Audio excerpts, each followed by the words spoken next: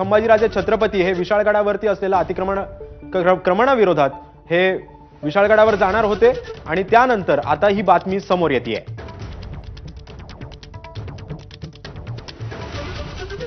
आणि आत्ताच्या घडीची ही सगळ्यात मोठी बातमी आहे। कोल्हापूरच्या विशाळगडावर स्थानिकांना मारहाण केल्याचं वृत्त आता समोर येत आहे। तसंच दगडफेक झाल्याचा देखील आरोप आता स्थानिकांकडून केला जातोय। तसंच यावेळी बंदोबस्ताला असलेले पोलीस देखील यांच्यावर देखील आता हल्ला झाल्याचा आरोप केला जातोय।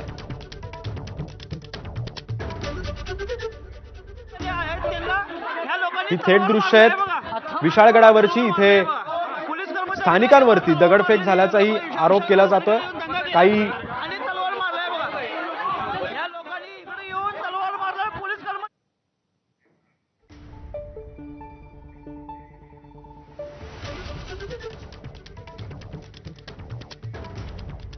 तर या घडीची अत्यंत महत्त्वाची अपडेट, विशाळगडावर स्थानिकांना मारहाण झाली आहे, दगडफेक झाल्याचा आरोप करण्यात आलाय। थेट जाऊयात, विजय केसरकर आपल्यासोबत आहेत। विजय,